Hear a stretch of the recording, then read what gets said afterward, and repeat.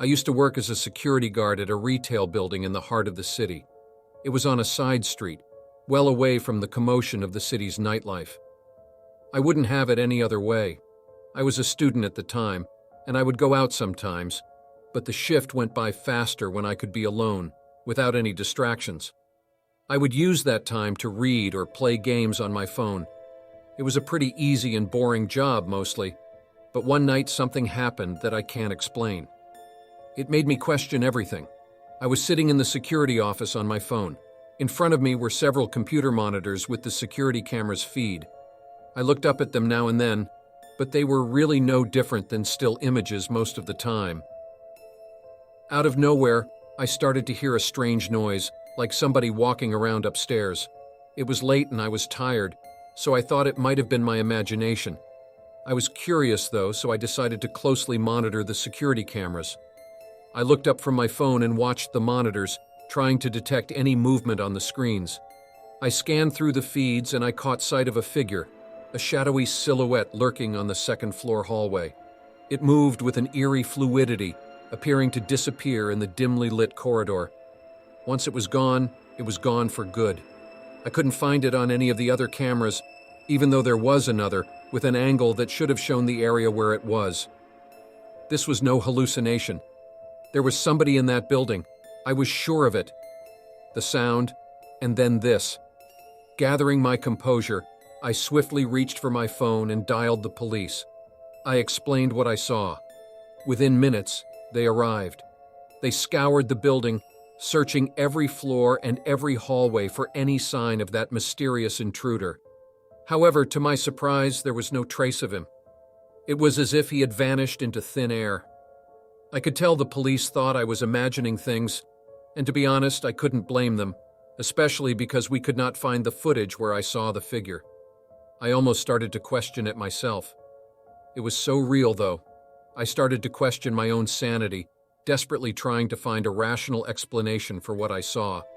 The police left, and I was alone again. As the clock ticked on, I heard a sharp crash. It was the sound of glass breaking through the building. Panic gripped me as I quickly switched to the security camera displaying the second-floor area. What I saw confirmed my worst fears. A broken window on the second floor, clear evidence of an intruder. It was real. I was right all along. I dialed the police once again and gave them an update. They assured me that help was on the way, and I waited anxiously. I had no idea who was up there with me or where he was. When the police finally arrived, they seemed somewhat annoyed with me. They must have thought I was crazy. However, when they saw the window, their tone changed. They called for backup.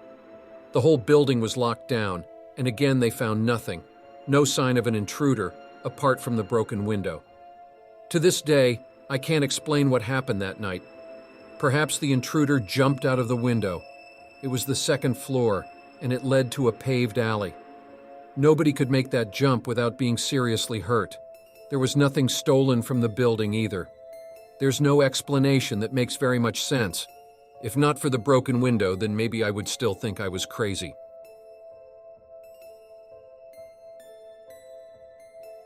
I've been a security guard for over a decade now, and in that time I've seen some strange things, but nothing could have prepared me for the night when this story took place. It was 2018, and I was working the night shift at a hotel downtown. The job was really easy. I was really into sci-fi books at the time, and I had a lot of time to read. There was a security office at the back of the building, which is where I spent most of my time. Other than that, I would do a few patrols of the building and the parking lots every few hours throughout the evening. It was a typical quiet night at the hotel. I was making my rounds, checking doors and windows, when I heard a loud noise coming from the parking lot. At first, I thought it might be a car backfiring, but as the noise continued, I knew something was wrong. It was 2:30 in the morning, and the place was an absolute ghost town. Any noise at all stood out like a sore thumb, so those loud thuds I was hearing in the parking lot were very concerning.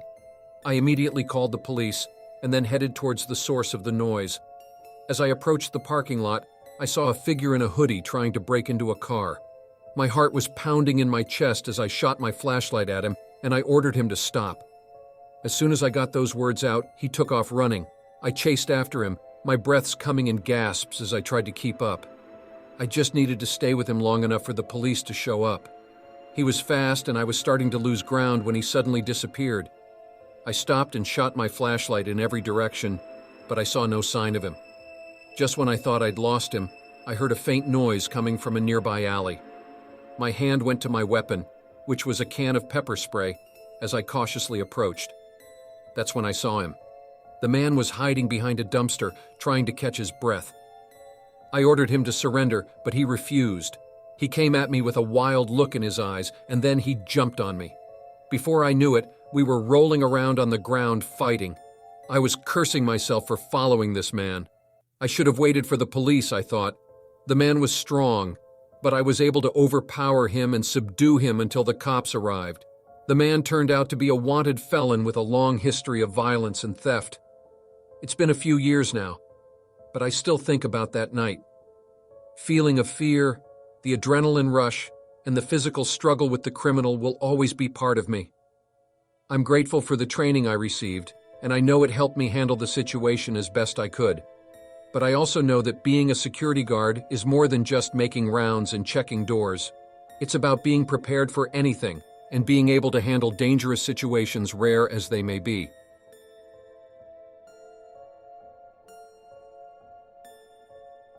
I work as an emergency room nurse at a large hospital, and I was working the night shift at the time. During my time on that shift, I saw many strange and shocking things. This story, however, is about the scariest thing that I've ever experienced. My shift began at 10 p.m. and went until 6 in the morning. It was a large hospital in the downtown core of the city where I live. There was a whole hospital district in the area.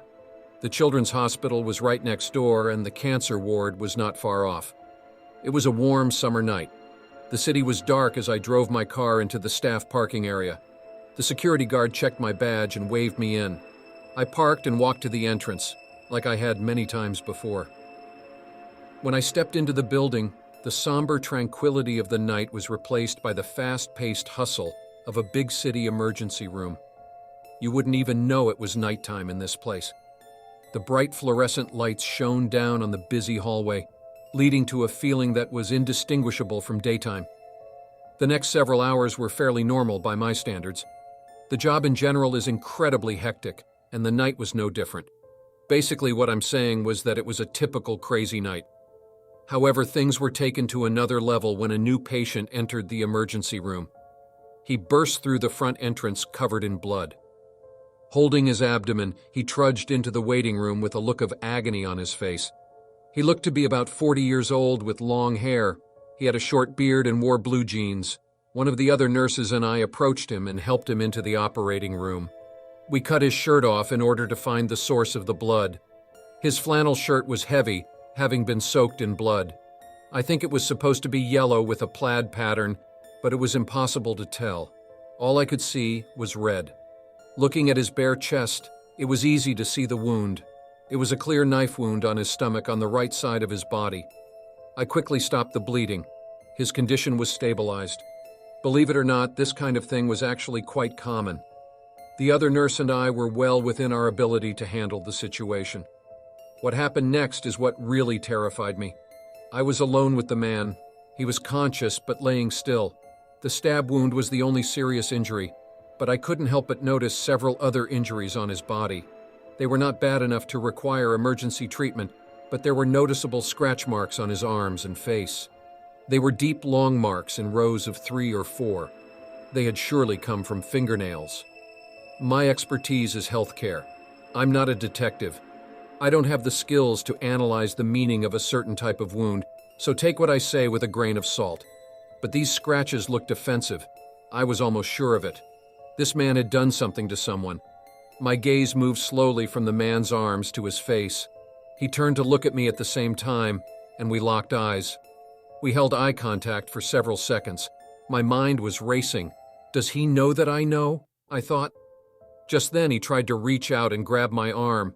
Luckily, my reflexes were faster than his, and I quickly left the room. Fortunately, the police were already there, as is common when there's a stabbing. I told the officer what I had seen. He assured me that they would look into it. The man was treated for several more hours by my coworker, and eventually the case was turned over to the police. I never found out exactly what happened between this man and whoever else was involved, but my intuition tells me that he was bad news. All I can do is hope that whoever the other person was, they got away in better shape than he did. I worked at a gas station for the last 5 years.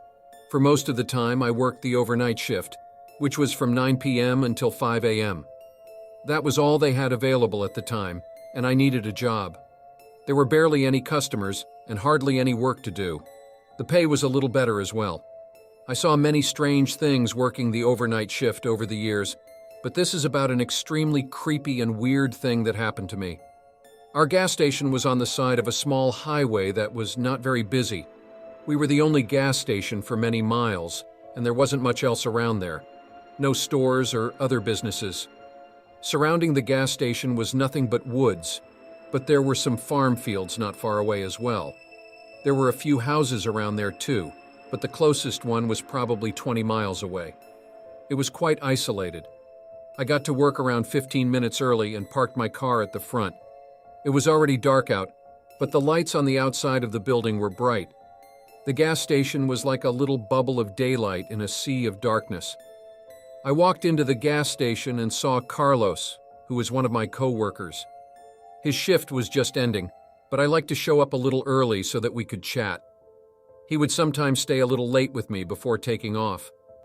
Once Carlos left, I did most of my work for the night. I was able to get through it really quickly because not a single customer came in for the first 2 hours of my shift. After that, I didn't really have anything to do other than cover the cash and help customers if they had trouble with the pumps. Since the pumps had payment processors built in, there usually wasn't much for me to do. Nothing much happened for the next few hours. I was doing a crossword puzzle while listening to music on my phone. I had only one earbud in, just in case a customer came in. That way I would hear the door open. That was when I heard 3 loud bangs coming from outside. It sounded like someone was banging on our back door. That was incredibly strange, because I didn't see any cars pull up, and Carlos was long gone. I thought it was my imagination, but then I heard one more bang. I knew I had to check what it was, so I turned off my music and put my phone in my pocket. Then I walked to the front door. When I stepped out, I confirmed that mine was in fact the only car there. I continued around to the back of the store. It was well lit all the way around. When I turned the corner to the back, I saw it. A man was standing there facing away from me. The bright fluorescent lights covered him in that artificial glow. He had gray hair sticking out from under a baseball hat. Other than that, he wore a black t-shirt and shorts. It was summer, but the night still got pretty cold, so that was weird too. "Excuse me, can I help you?" I said. He didn't move. I waited another few seconds, and then I asked him again. No response. He was still facing away from me, so I walked around trying to make eye contact with him. I kept a lot of distance, though, because I was kind of scared already. When I made it to the other side, I could almost see the man's face, but his head was pointing down. I took 2 steps closer to him, and when I did, the man's head jerked up towards me via the creepiest smile I've ever seen. After that happened, I shuffled back a good 10 or 20 feet, still looking at the guy. Once I put some distance between us, the man turned around and walked into the dense woods I packed onto the gas station. Once he was away from the lights, he was in the pitch darkness. I couldn't see where he went after that, and I had no idea where he could have gone. Like I said, there were no other cars, and that place was so remote that you couldn't walk there. It would be a really long walk anyway. After he was gone, I went back into the store and tried to comprehend what had just happened. I honestly didn't know what to do. I guess I could have called the police, but for what? I guess he was banging on the door. That might be illegal, but it seemed like a stretch. I could have called to do some kind of a wellness check, but at the time I was so confused that I didn't know. I finished my shift as usual and then I went home. When I woke up the following afternoon, I checked my phone. I found out on the news that there was a missing person reported that morning. The description didn't match the man I saw. He was at least 50, but the missing person was a 22-year-old guy. I called the police anyway to report what I saw, since I thought it might be connected. The police said they would look into it, but I never heard anything back. I still don't know if the two incidents were connected, but I think it was too much of a coincidence if they weren't.